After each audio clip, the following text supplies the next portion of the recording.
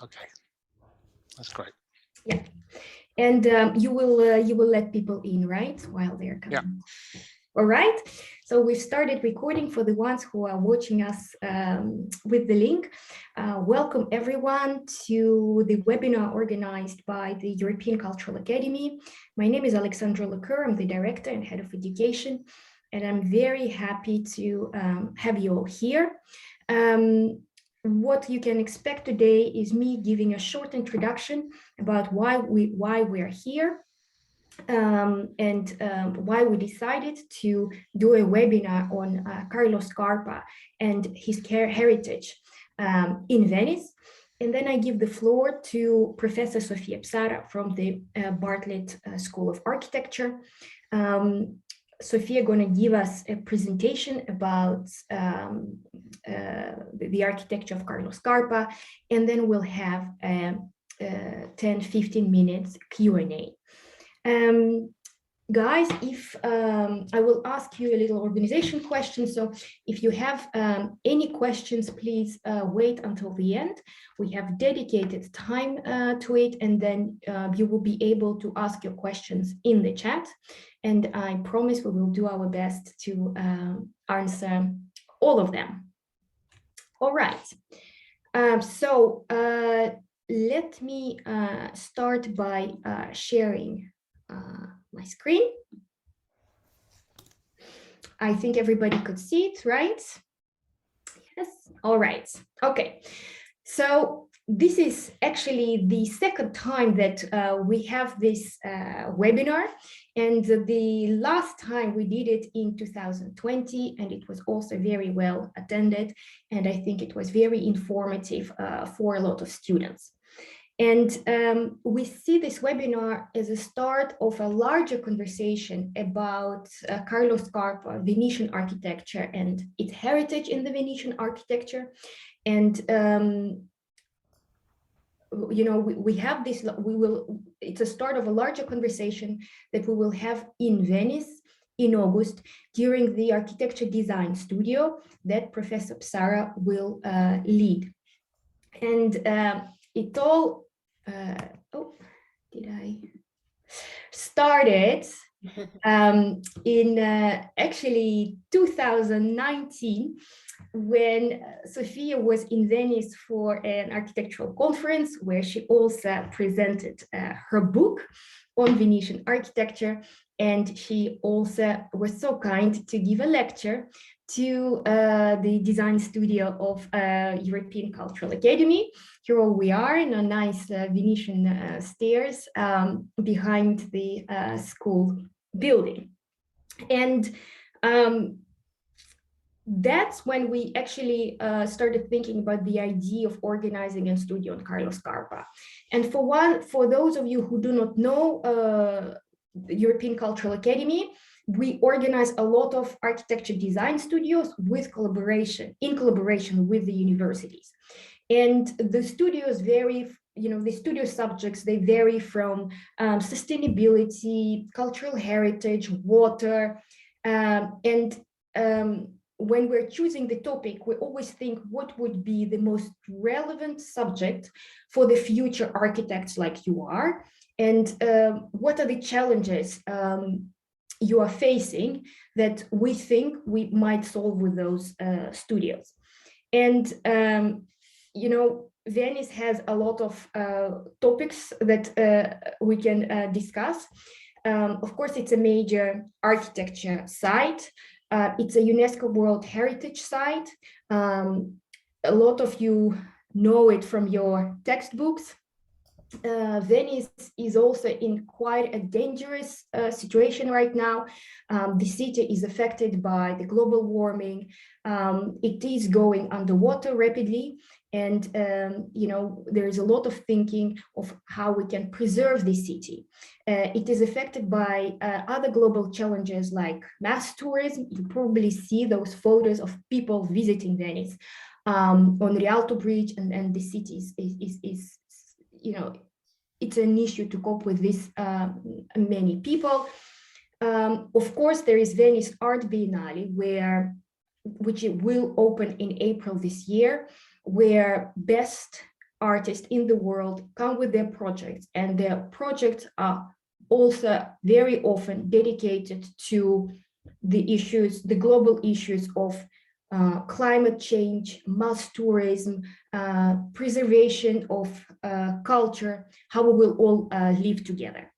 And in that sense, it's we thought that it could be very useful to learn from Carlo Scarpa and from his radical, for his time, radical thinking and his innovative approach. And maybe it will help you to solve the challenges that you will face in your work as architects or as designers. And Carlo Scarpa was an innovator. He, his creativity, his approach to combination of materials was very unique. And of course, he was a Venetian, so he grew up in Venice. So from that sense, having a studio on Carlo Scarpa architecture in Venice seems very appropriate and also relevant for the students, the architecture students. So before I give the floor to Professor Psara, here are some details if some of you decide to join us in Venice in August this year and to continue the conversation that we are starting today. It's a 2-week studio which will take place in the first 2 weeks of August. It is for graduates, master students, and PhD students. There are some requirements that I put on the slide, but that you could also find on the website. Here you see the QR code, and that leads to the course website. You can enroll before June 30th. And we would be very happy to welcome you in Venice at Palazzo Michel, our main location. The course fee is $1,650. There are 5 scholarships available for the Bartlett students, and you can find all the information on the website. All right. And now, after this short introduction, I'm very happy to give the floor to Sofia Psara. Thank you very much, Alexandra, and many thanks to the colleagues, your colleagues at the European Cultural Academy for working together and working with me to organize this very exciting course. I'm really excited to be here with you, and a warm welcome to all the attendees that have joined us today. As Alexandra said, my name is Sofia Psara, and I'm Professor of Architecture and Spatial Design at the Bartlett School of Architecture. And I have a very special relationship with Venice due to the research that I have done over the years. And I also work on the architecture of Carlo Scarpa. So I will share my screen to just take you through some of the ideas that we will be discussing in the course, and to just explain to you what inspires me about Venice, what inspires me about Carlo Scarpa, and some of the things that I'll be teaching you through this studio course. Can you see my screen? Yes? Okay, so I'll go full screen mode. Alexandra, I see people that try to get in. Will you be admitting them so I don't have to? Yes, Alan is doing that. Mm-hmm. Okay, thank you so much. So the course is called Venetian Architecture and the Heritage of Carlo Scarpa, and it takes place during the first 2 weeks in August this summer. So Venice is a city that throughout its history has really hosted many diverse innovations. So from architecture, painting, printing to hydrology and politics, it has continued to inspire the creative imagination. And 500 years since its zenith, in spite of facing many social and environmental challenges, it still contains lessons for sustainable cities. I try to move ahead, but I don't see how I can do that. Okay, so as I was saying before, my fascination with Venice goes back to my research. This is a book that was published 3 years ago, 4 years ago. It's called The Venice Variations, and you can download a free PDF from the UCL Press website. So if you go UCL Press, you will search for Venice Variations, and then you can download the PDF free. What I have here is a very short video that was produced in collaboration with the UCL European Institute and Graham Rea, who is a lecturer at Oxford University studying world literature, about the book. It's very short, but it just gives you a sort of overview of Venice, the work that I've done in Venice, which will be informing the course. So I'll just take you through the video. In my book, The Venice Variations, Tracing the Architectural Imagination, I look at 3 artifacts: a city, Venice, a book, Italo Calvino's Invisible Cities, and a piece of architecture, Le Corbusier's Venice Hospital. As humans, we're wired to look for ideal patterns, for stories, for ideal places, for patterns in art, in literature, in architecture, in film, in science, technology, and mythology. And Venice is one of those artifacts that even if we don't know where they came from, even if we remain in relative ignorance about how they evolved, they provide us with models and they provide us with constructs, paradigms of experience in terms of comparison, which revitalize the imagination. The Myth of Venice was a translation of unofficial historiography or legends and myths that people have developed about their city onto official historiography by a number of humanists in the 16th, 15th and 16th century about the political world and the social world of Venice. The legends and the myths concerned a variety of fairy tales and stories about how Venice came to being. One myth, particular myth, traced the origin of Venice to Aeneas and the Trojans that came after the war at Troy to Italy. There is no substantiation about this origin, but this is not the point. What is interesting is that a city was traced in its origin to an epic and a myth. In my study, I looked at the networks of Venice, the canal and the street network, and tried to find whether there's something in the spatial dimension of this city that inspires the imagination. Looking at the networks of canals and streets, we see that the squares of Venice, or the campi as they are known in Venice, are all interlinked into a network of pervasive centrality. This is a powerful result because it shows a pattern of evolution since early days and a social pattern as well. There is another important property that this square, this campi have. They are part of a combinatorial language in the sense of the square, a church, the associated tower, a well, a canal, a bridge arching over the canal, and then the loading steps that connect the square with the water.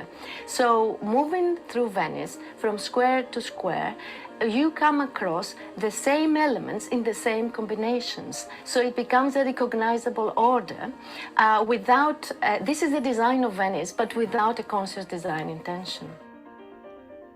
Italo Calvino's Invisible Cities is about Marco Polo, the Venetian explorer, describing to Kublai Khan, the emperor of Mongolia, the cities in his empire. And these are not cities that Calvino has visited, that Marco Polo has visited, but cities he invents in his mind. So what is important is not so much the Venetian traveler, but Venice as the underlying model through which Marco Polo describes other cities.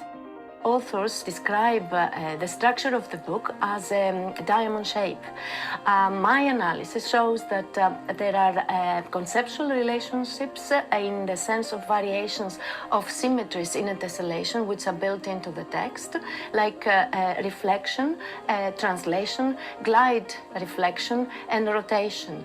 And if we plot these symmetries on the diamond shape, we get an interaction between the combinatorial possibility that the diamond shape and the network contain within, and then the author's conscious intention. The hospital is one of the last projects in Le Corbusier's oeuvre. The design was taking place between the first 5 years of the 60s and after Le Corbusier's death. One of the project architects continued working on the project for another 5 years, but it was never built. The hospital also is a modular scheme, and it consists of a network of routes that intersect in squares. So we see that the architects of the hospital have retrieved the non-designed architecture of Venice, and they have embedded it into a new creative reality. Le Corbusier also spoke about the Calle and the Campiello. The Calle means the street, and the Campiello is the campo or the square in Venice. And he said that these were the seeds of his inspiration in Venice. There are, of course, differences between the three artifacts. The city is different than a book, is different than a building. But we see that there are affinities which show that there is enormous combinatorial potential that inspires the readers and the viewer's imagination. The argument that I put forward at the end of the book is that Venice matters today because it is like the ancient artifacts of epic and myth that have universal significance over and above their particular conditions. It is like an improvised oral poem that contains fragments of other narratives that have already been sung by others. And if we think about the bards of antiquity that were singing poems without song sheets, to forget would have been one of the most precarious forms of existence. So in the book I make this argument about our capacity to produce these epics and these myths that is waning, perhaps. So the Venice matters because the future we must strive to achieve must somehow create afresh the memory of what has gone before, extemporizing with whatever variations are available.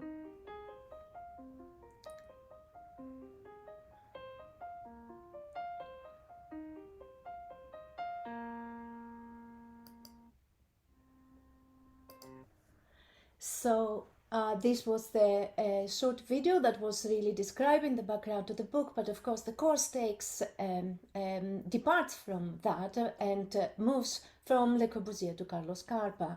But roughly speaking, we will be looking at something similar. What in Venice inspires Carlo Scarpa and how Carlo Scarpa creates an interaction between the city and his new creations.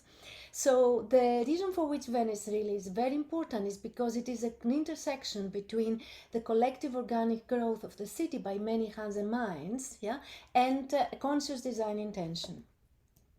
So it is a single architectural urban artifact, like what we see here in this picture. As I said, the work of many hands and minds that took this form over long stretches of time. But we also see evidence of individual creation, individual designers, individual architects, these singular instances of individual authorship at the time where the professional and cultural role of the architect was being shaped in the Renaissance. What we see here is two major works by Andrea Palladio, which are located in the Giudecca, San Giorgio Maggiore and the Rendatore. And there are, of course, lots of other pieces of individual authorship in Venice. And this is exactly the theme of the studio, how we can learn from the collective creativity of a society that produced this magnificent artifact, Venice, and then the individual creativity of a designer like Carlo Scarpa. We can see various other instances like the Orologio in the Piazza San Marco, which was the most scientific clock in existence when it was built. And it created a dialogue with this other clock, which was the Campanile of San Marco, which was calling people to work, to pray, and so on. So the two clocks together establish this dialogue between the rituals through the day, but also the scientific way of measuring time. And I spoke in the video about Le Corbusier's Venice Hospital, which was not built, and it was meant to be located at the back of Cannaregio, and it was greatly inspired by the networks of Venice, the Calle, which are the streets, and then the canals. And there was an interesting dialogue between the city of Venice in this sense and the architecture that Le Corbusier wanted to create on the basis of these networks. There are, of course, other architects that have experimented with Venice, like Peter Eisenman's proposed projects. They were not built, the Cannaregio project. But what we want to really focus on is a unique Venetian architect, and this was Carlo Scarpa, who came from Venice and lived in the Veneto and practiced his unique architecture, greatly inspired by Venice. He weaved interesting proposals inside very tight sites in Venice, and he revived old crafts, united historical sites with modern traditions, and paid particular attention to time, ritual, place, water, light, and materials. And our contemporary challenges, which are related to climate change, globalization, tourism, migration, sustainability of historical environments, can greatly benefit from Scarpa's radical thinking and imaginative interventions. So we will do lots of site visits, because the program will combine studio and site visits, but there are specific projects of Scarpa that we will visit, and one is the Olivetti Showroom in the Piazza San Marco. We will visit the Cherini Stampaglia, and we will see his architectural response there, where it is really difficult to distinguish his own intervention from the historical fabric. We will see how he uses familiar elements in unfamiliar relations, like this water feature, which is based at the forefront of the UAV, the School of Architecture in Venice, or the Venezuela Pavilion in the Venice Biennale, and Canova extension, and a small extension that he built to Canova's museum in Posagno, the Castelvecchio in Verona. And just going to Venice again, just to explain a little bit the approach. As I was saying in the video, what we see here in Venice is that the squares are all linked together into this continuous network of movement, in a way that you can move through the network from square to square and approach them from different directions. This is just the alley network. And this is what we see here, the ways in which the squares are linked together. But there is also the canal network in Venice, and we know that the squares have access both from the alley network and from the canal network. And if we put the two networks together, we see that the squares are at the intersection of the two networks, which makes us realize that the squares are the nodes in the intersection between the two networks. And this contains the memory of the city of Venice since very old times. Because Venice, if we go back in time and we think of Venice in the archipelago, many, many years ago, centuries ago, the islands were communities, separate communities that had a square, had a church. This square was organized in the water collection, and they communicated with each other through the water network. They were not connected yet through the alley network, but as Venice grew and reclaimed land, the islands were joined and formed the compact form of the city as a whole. Here we see this network of churches that I spoke about. Each square has its own church, and there are so many around Venice. And this is what's amazing in Venice, is that it came about, this collective creation by the many island communities. And these are the wellheads, which are some of them, a few of them are still in operation. They are in every square, and they used to collect water, which was filtered, and then people would come and collect the water. We've got to understand that this was a city that was in the middle of a lagoon, and access to water was very difficult. So they were collecting rainwater, filtering it, and then using it.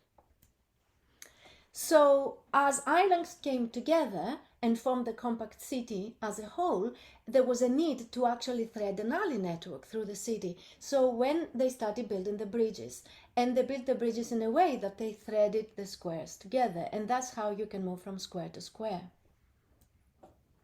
And here we see the modules of Venice, the islands on the left, and on the right we see the elements of Venice.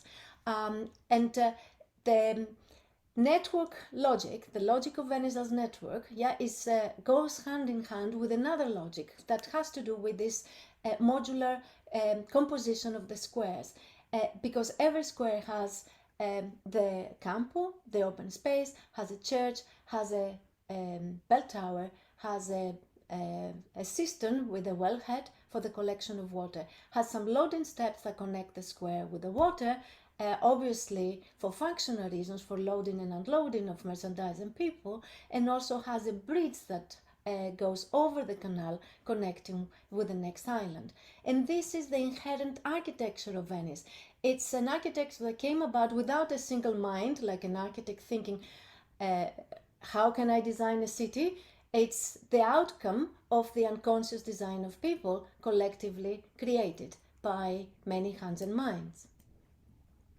There's a really interesting characteristic of the squares. They are always open to the canal, always open to the water. And we can see the steps here. This is the Campo San Giovanni Paolo, which we will visit. We can see the loading steps, and next to the steps there's always a bridge, making the connection between the two islands. And we can show in this diagram how this logic works. If we flood the squares of Venice with water, with green color, what we find is that a large proportion of the squares, almost 65% of these squares, are always open to the water. And this really reflects the origin of Venice through its direct connection with the water. So when the city was formed as compact form, they made sure that that connection was still in place. We can see that in some old paintings, like the painting by Canaletto of the same square that I showed you before.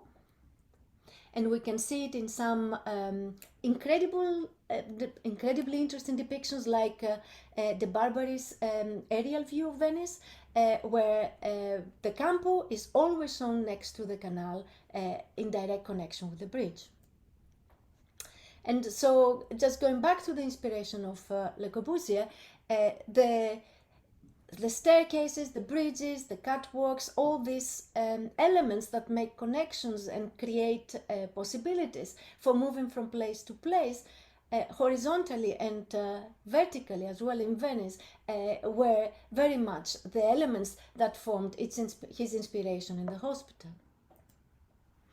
But going back to Carlo Scarpa, what we really want to focus on is what Carlo Scarpa's work is known for and what he takes from Venice. So a very important thing that his architecture takes from Venice is how the land connects to the water and how it shapes bodily movement.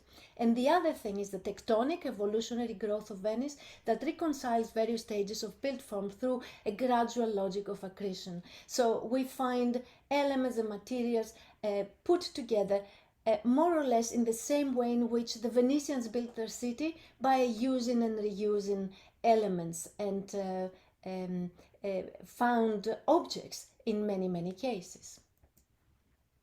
So if we look at the Olivetti Showroom, what's interesting is how he has sliced a very narrow space into 3 zones, and because Venice has very narrow sites and very narrow spaces, we can see how his inspirations come from the ingenuity of the Venetians to thread these routes through their city, and this is what he does here in the Olivetti Showroom.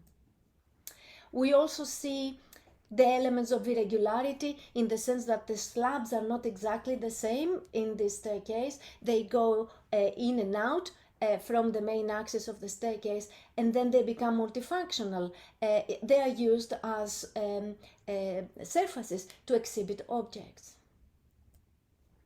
At the end of routes, we see this incredible oval window, and we see how the long stretches of views through the space, alongside the way in which you move through the space, is also inspired by Venice, creating opportunities to see through and walk through, but in a way that the two are working in combination with each other, but sometimes against each other. So sometimes routes are interrupted in the same way a route is interrupted in Venice by a canal. You walk through an alley and suddenly you are stopped by a canal, and you have to go back and trace your steps and try to find an alternative route to reach the destination. The ways in which materials come together, the glass mosaics here This is a view of the Olivetti showroom from the mezzanine level, and the way in which he uses water. So the black element here is an onyx element, and it contains water. So this is a reference to water in Venice, and the ways in which the levels are organized really contain his sensibility and his sensitivity in relation to the context he grew up. And here we see an axonometric of the two floors of the Olivetti showroom, the ground floor and the mezzanine level. And I use this blue line to show how the path to see the exhibitions, to see the displays in the showroom is structured. It's a tiny space, and you need to actually turn direction almost 15 times to see the entire exhibition space. So we see how the meandering paths in Venice inform his design.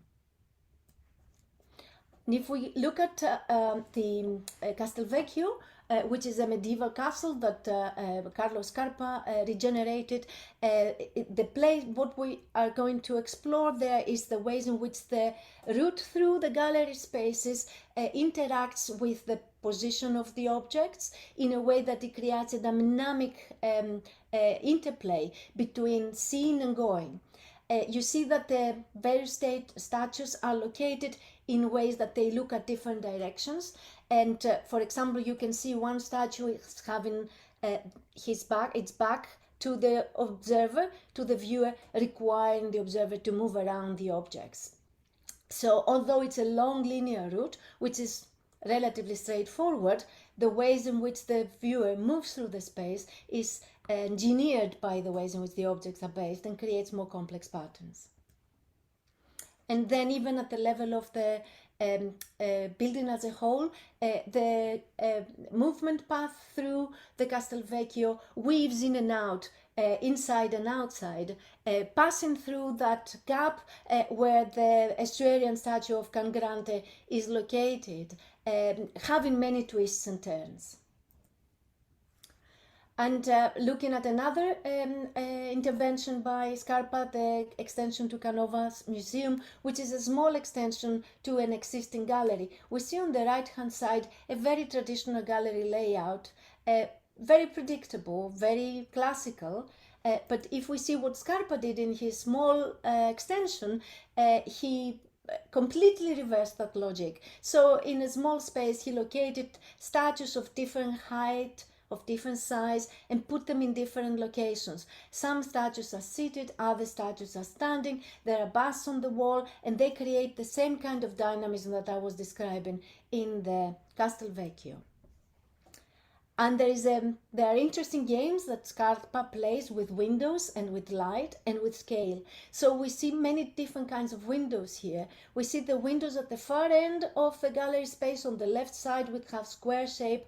At the end of the axis, there is a large glazed surface. We have windows on the left side before the square windows, and then we have different windows on the roof. And notice these glass cabinets, which are almost like mini museums containing these figurines. So they are like mini museums inserted inside the larger museum. So he plays these games with scale and references, which are really very interesting and fascinating. And then we see the ways in which he materializes the corner with these prismatic windows and brings dramatic light inside the gallery spaces.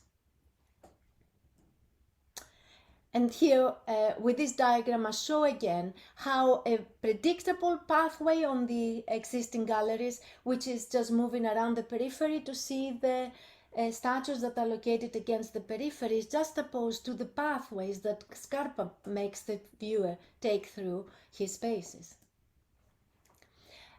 It's also interesting to look at how Scarpa drew and how he approached the exploration of the plans, the elevations, the sections, the details. He crammed the pages with all these explorations and put them together.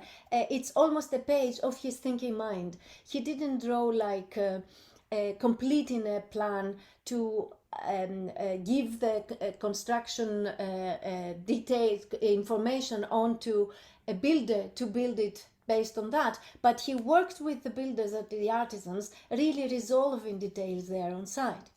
And Bruno Zevi says here, for example, I have this quote here, he would not start from a general setup to later focus on structural joints and moldings. He would reverse the process and attacked with ferocious inventiveness and extraordinary tension of energy each and every detail in order to make them significant, in the certainty that from their dialogue and interlacement would spontaneously spring the message of the whole. So it's an approach that really deals with the part, with the fragment, and the whole comes out of these resolutions and is informed by the networks of Venice and the bodily movement in Venice.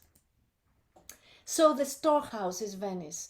This is an interesting and quite complex little space in Venice, which is close to the Ponte della Malvasia, close to San Marco, Piazza San Marco.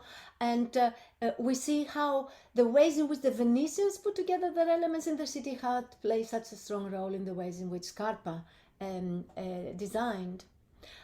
So just putting the two spaces side by side, the Olivetti Showroom and that Sottoportero, I guess it's called in the Venetian dialect, we can see again influences and a dialogue between the architecture of Scarpa and the architecture of Venice. His tectonic poetry was brought into being by this Venetian constructive ability to reconcile discrete building elements that had disparate origin, because the Venetians built their city using building spoils that came from their trading routes. And another source of information is the seeing and going in Venice. It's something that we don't see in the visual appearance of buildings, but we learn how Venice is put together by moving through the city. And I'll show you those moments where that interplay between seeing and going has its highest point in Venice. It's an interplay of views over the water combined by these protracted courses of movement that one has to take in order to cross sometimes the shortest distances between points in space and time. So the methods that we will use, the activities that we will engage with will be daily site visits in Venice and the Veneto, lectures and guide tours, studio workshops and reviews. And the key ideas, just to sum up what I was discussing, will be bodily movement, the idea of Venice as a place that was constructed collectively by many people and had evolutionary growth rather than designing with a clean slate overnight, something from scratch. I will discuss the idea of collective authorship, and then I'll talk about tectonic sensibility. So what we will learn, this is my last slide, we will understand the evolutionary logic of Venice in a completely new way, how it came to be over a long period of time and why it matters today. We'll understand how cities evolve by the creative actions of many people, and not only by creative minds, by creative individuals. And we'll use this knowledge and the creative architect's response to a historic city as inspiration for designing and regenerating historic cities. So the lessons we learn through this experience can be transferable to other cities and other historic environments. So thank you. And I'll stop sharing. Thank you very much, Sofia. It's really amazing to see how Carlo Scarpa was able to capture the spirit and the essence of Venice in such a wide range of projects, from commercial projects like Olivetti store, right? So this is a store for typewriters, to public buildings, the University of the Architecture School of Venice, and really big projects. Very informative and very interesting. Thank you very much for that. I think we all enjoyed it. Guys, we have some minutes left, so the chat is open for your questions. Please feel free to type in the questions and then we will try to answer. Yeah. Thanks, Sophia. Very clear and inspirational. Thank you, Froso. I actually have a question for you. So Carlo Scarpa was very, the way he used materials is very interesting and combined it. So was he mainly using local materials that he could get in Veneto region or in Italy? What was his approach to that? He was using local materials and local craftsmen as well. So I have been speaking with Sergio Los, who worked in his practice, and it'd be interesting to involve him somehow. And he was telling me how he was actually resolving lots of details in conversation with the local craftsmen, which I find really fascinating. So it was the drawing and the conversation that came about together to do these details, to create these amazing details. Yeah, very interesting. We have some organizational questions. So do I have to be graduated to join this program? No, not as necessarily. The program is open to students and students of architecture, and you don't need to be a graduate, a person that has graduated. It's open and invites people from primarily masters and PhD, but if people from BSc levels or from before 2 years before graduation want to join, don't hesitate to apply or send an inquiry, and we'll be happy to respond. Yeah, thank you. What would we be learning in 10 days, and what kind of application we will be experiencing in the class? I think by application, you mean the software, correct? Yes, also, yeah. Learn a software in 12 days is a bit difficult, and I think it would be a pity to actually spend 12 days learning a software while we will be in Venice. So we can use a range of software, but I'm interested in a range of manual and digital skills. From Rhino you will be encouraged to use the software you are familiar with. I don't have a particular preference for one software or another. What I'm interested in is in the learning experience and the ways in which the drawing and the representation techniques can help us explore the ideas that you bring to the course. Thank you. What kind of portfolio you expect on this submission? From what I remember, what we said, Alexandra, from last year was a portfolio of 5-6 pages that presents the best projects that students have done in the course of their studies, or projects that they do under different opportunities. They've done a competition, or if that's a real project, and we want a statement as well, a CV and a statement why you want to study in the course. That's very, very important. We want to have people that really want to come and do the course, because then the course can do good things for them. Yes. So guys, this is also on the website. So you can submit your CV, a short portfolio of maximum 6 pages, and a statement of interest between 500 and 1,000 words. Right. So we are on time. We have time for one more question if it is coming from anyone else.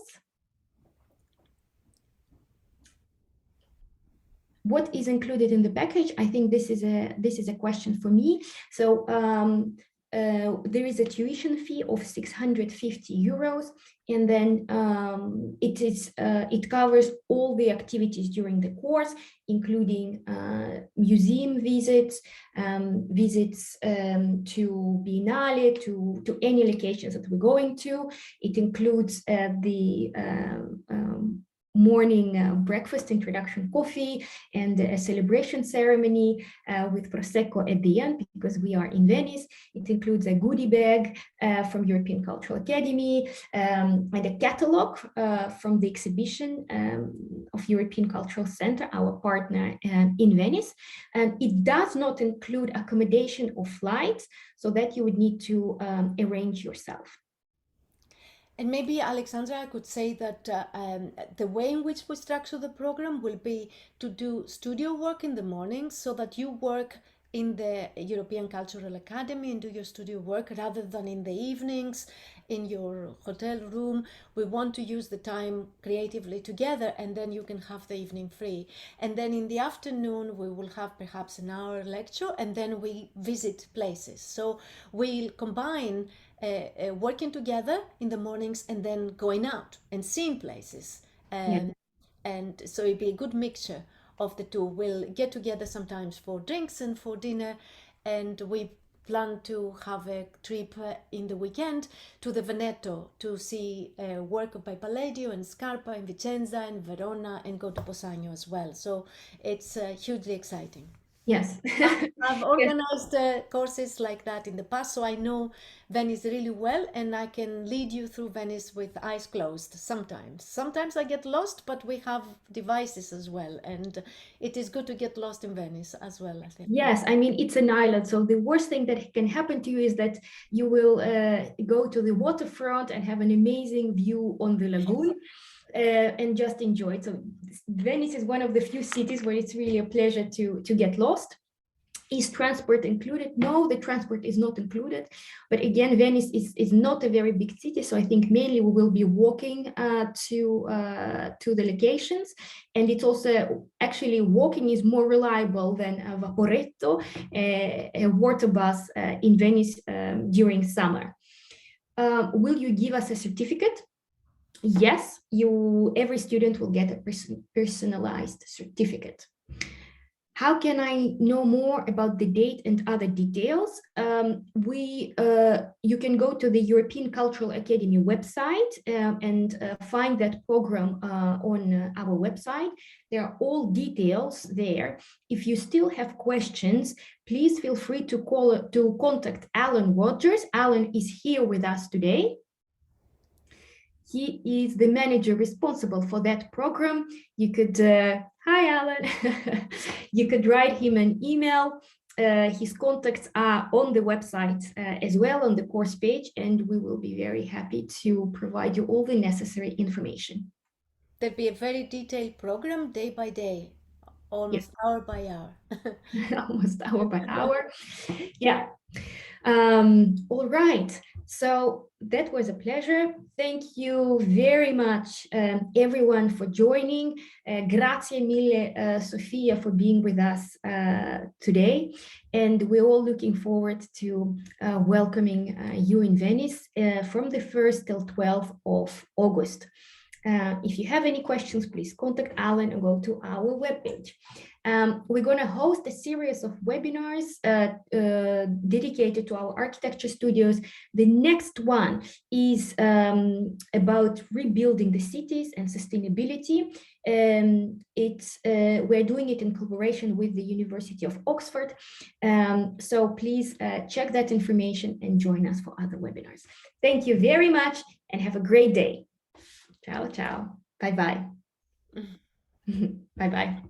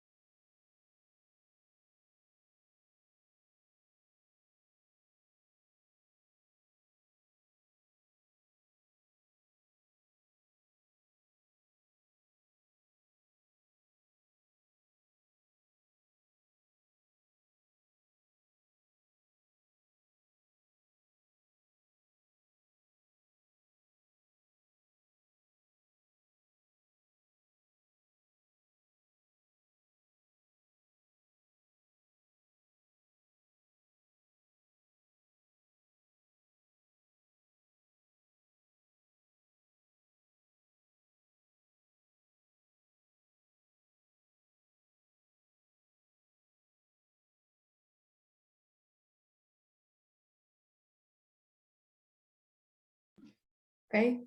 Alan, I Yes, think you can stop recording right now. I will stop recording right now. Thank you very much, guys, for being with us.